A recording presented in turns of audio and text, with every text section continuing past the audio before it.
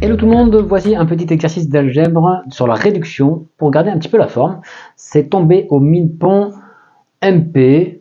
C'est un truc assez classique mais qu'il faut connaître, ouais. Et pour tout vous dire, j'ai hésité à le mettre en flash exo, c'est-à-dire un exercice à faire de tête. Bon, et puis après je me suis dit, il faut quand même justifier un peu, donc faut peut-être pas pousser quand même avec ces histoires de trucs à faire de tête, c'est sympa hein, de faire un truc de tête, mais quand même. Ok, donc j'espère que vous avez déjà fait la réduction, là je sais plus à quelle période on est. Il y a pas mal de gens qui seront intéressés, je pense. Pas grand chose d'autre à savoir, hein, pas de théorème spectral ou des trucs comme ça. Ici, on est sur de la réduction. On regarde un petit peu l'énoncé, il est très simple. C'est un exercice tout mignon. Alors, soit A appartenant à Mn de R, tel que A cube plus A carré plus A égale 0. Donc, on a un polynôme annulateur. Et montrer que rang de A est pair. Allez, à vous de jouer, essayez de faire ça assez rapidement. Allez, c'est parti pour la correction de ce truc-là. Restez bien jusqu'à la fin, si vous voulez, je vous donnerai une petite question bonus, ouais, pour pimenter un petit peu l'exercice. Déjà, vous avez cherché, est-ce que vous avez utilisé que A est à coefficient réel? Sinon, vous avez dû arnaquer. Ouais, parce que bah, justement, on essaiera de trouver un contre-exemple avec A à coefficient dans Mn de C. Voilà, c'est pas la question bonus, ça sera encore une deuxième question bonus. Donc à la fin, on se fera deux petits bonus. Alors, commençons déjà par faire ça. Alors, on voit qu'on a un polynôme annulateur. Donc, on pose P de x est égal, ou P, si vous préférez, est égal à x cube plus x au carré plus x. Donc, P de A égale 0. Ça fait un polynôme annulateur. Et P, on peut remarquer que c'est égal à x facteur de x carré plus x plus 1. Et donc là, on a le classique P, enfin, x moins j bar. Donc on voit que P est scindé à racine de simple et scindé à racine simple dans C de x. Ouais.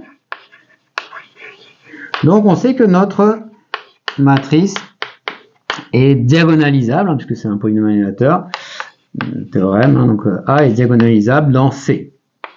Ouais. Bon, c'est peut-être pas indispensable en vérité, mais dans Mn de C, pardon. C'est peut-être pas indispensable parce que sinon on aurait pu trigonaliser. Donc si vous avez des variantes d'exo comme ça où vous avez, je sais pas, x carré à la place, bon, c'est peut-être pas très grave. En tout cas ici, c'est diagonalisable, donc on va pas s'embêter. On va diagonaliser, hein, on a le droit. Donc si lambda appartient à C, on pose E lambda, l'espace propre, ouais, ker de A moins lambda in, d'accord? Alors, elle est diagonalisable, donc E est somme des espaces propres.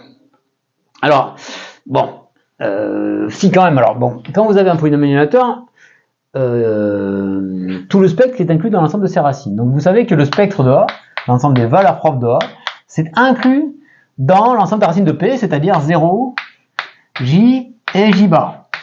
Alors ça ne veut pas dire que c'est égal. Attention, si vous prenez par exemple la matrice nulle, J n'est pas valeur propre. Et pourtant, elle vérifie ça. D'accord? Donc, ça ne veut pas dire que, voilà. Ça ne veut pas dire que ce sont ces valeurs propres, ces valeurs propres sont à choisir là-dedans. Ok?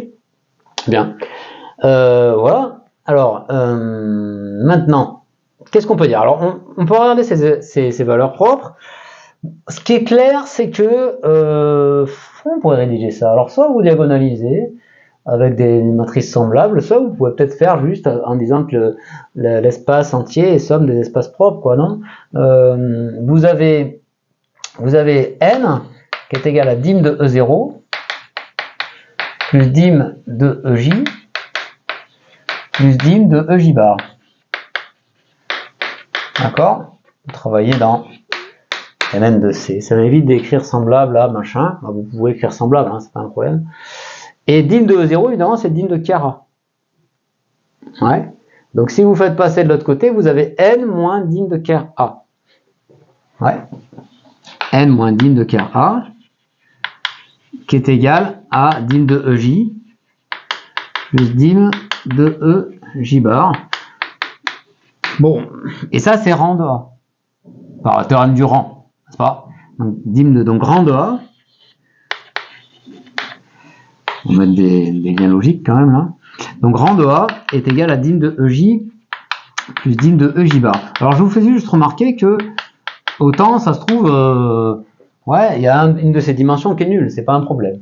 Bon, c'est pratique d'écrire ça comme ça. Bien, alors du coup, il faut montrer que le rang de A est pair maintenant. Ouais. Donc en fait, il faut montrer, ce qu'on va faire, on va montrer qu'en fait, ils sont égaux ces deux-là. Ces deux-là sont égaux.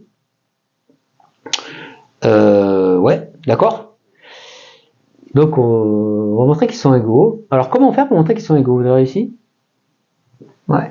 Alors vous pouvez essayer de regarder des valeurs propres, des vecteurs propres, créer peut-être une bijection entre les deux, je ne sais pas, on va voir. Mais le truc le plus sympa, c'est peut-être, alors c'est là qu'il va falloir utiliser si vous voulez que la matrice ait la quotient réelle. Ouais. Sinon on verra un contre-exemple tout à l'heure. Donc l'idée en fait, astuce, c'est d'aller chercher la trace.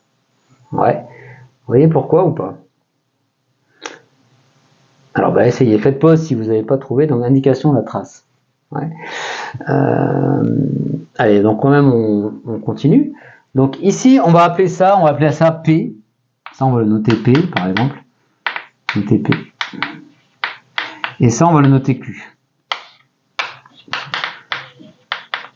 Ouais. Et on veut montrer que P égale Q. Du coup on aura gagné parce que ça fera rang de A égale 2P. Montrons que P égale Q. Et donc l'astuce c'est de regarder la trace. La trace de A, comme A appartient à Mn de R, la trace de A elle est réelle. Et trace de A, alors trace de A, elle est semblable à alors on va finir par écrire une matrice diagonale, c'est pas grave. Donc il n'y a que des zéros ici. Ça c'est si jamais 0 est valeur propre. Ensuite vous avez que des J. Et après il n'y a que des J bar. Ouais, sachant que si ça se trouve, il n'y a pas ce truc là ou il n'y a pas ce truc là. Ouais. Bon, donc là vous avez que des zéros. Paf, paf, paf, paf, paf. Ouais. Donc trace de A ça fait quoi? Donc ici la dimension d'espace propre c'est P, donc là vous avez matrice carrée P et là Q. Donc trace de A, en fait c'est PJ, nombre de termes ici, PJ plus QJ bar. Et or A appartient à Mn de R. Ouais, donc trace de A appartient à R. Alors, est-ce que c'est possible avec P différent de Q, ça? Ben non, c'est pas possible, parce que sinon, ça vous ferait quelque chose avec une partie complexe qui est non réelle, quoi. Ouais. Sur trace de A. Ouais. Parce que, par exemple, imaginez que P soit inférieur à Q. Bon, il y en a bien un qui est inférieur à l'autre. Imaginez que P soit inférieur à Q. Si P est inférieur à Q, là, vous allez pouvoir écrire ça, trace de A. Vous allez avoir P facteur de J plus J bar plus Q moins P. Q moins P fois J bar. Ok? Mais ça, donc ça c'est réel. Et ça, c'est réel aussi, puisque c'est J plus J bar. C'est réel. Donc forcément, ça doit être réel. Mais comme c'est J bar, vous avez une partie qui est non réelle, sauf si Q égale P. Ouais, donc forcément, voilà, donc il t'apprend, prenez la partie réelle de cette égalité, par exemple. Ouais. Donc Q égale P. Donc Q égale P. Et du coup, rang de A, je sais pas où j'ai plus trop, je vais pas effacer là. Rang de A, c'est 2 fois P. D'accord? On écrit là. Donc rang de A est égal à 2P. Donc rang de A est pair. Ça marche? Voilà, donc petite astuce avec la trace. Sinon, il y a d'autres façons de faire. Alors si vous avez d'autres façons, certainement, il y en a plein d'autres. Donnez ça un petit peu dans les commentaires, n'hésitez pas. Ok? Allez, on va passer aux deux questions bonus. Question bonus. Première question, est-ce que ce résultat est encore valable pour A appartenant à Mn de C? Deuxième question, déterminer les valeurs possibles pour det de A. À vous de jouer. Bien, on répond à ces petites questions bonus. C'était pas dur, non? Je sais pas. Est-ce que vous en avez pensé? Alors, la première, non, c'est pas vrai. Évidemment, c'est faux. il suffit de prendre pour contre-exemple, par exemple, vous prenez une matrice 1, qui est égale à J. Donc, faut dans Mn2C, prenez n égale 1 et A est égal à J. Ouais, appartenant à M1 de C. Et du coup, vous avez J cube plus J carré plus A plus J est égal à 0. Hein, donc ça vérifie bien ça, parce que J cube ça fait 1, plus J carré plus J est égal à 0, c'est classique. Et pourtant, rang de A, c'est impair, hein, puisque c'est rang de A égale 1. C'est tout bête, vous n'avez pas pensé? Bon, j'espère que si. Rang de A égale 1, impair. Ah oui. Et quand on cherche des contre-exemples, on cherche simple, les amis. Ouais. On va se prendre la tête avec des trucs, même à la matrice de 2, là, c'est trop compliqué. Voilà. Qu'est-ce qu'il y avait d'autre? C'était quoi le deuxième truc? Oui, les valeurs possibles de det de A. Bon, voilà, ça pourrait arriver dans un exo, dans un oral cette année. Montrer que rang de A est pair et donner les valeurs possibles pour det de A. Alors, si vous avez déjà résolu le truc, c'était pas hyper dur, non? Ouais.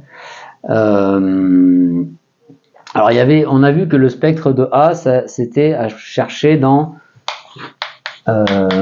0, J et J bar. Ouais. Donc, si 0 est valeur propre de A, det de A égale 0. Si 0 est VP, ouais, si 0 est dans le spectre, eh bien, alors évidemment, det de A est égal à 0, puisque elle n'est pas injective, le produit des valeurs propres, ça fait 0. Et donc ça peut arriver. Si tu prends A égale 0, ça arrive.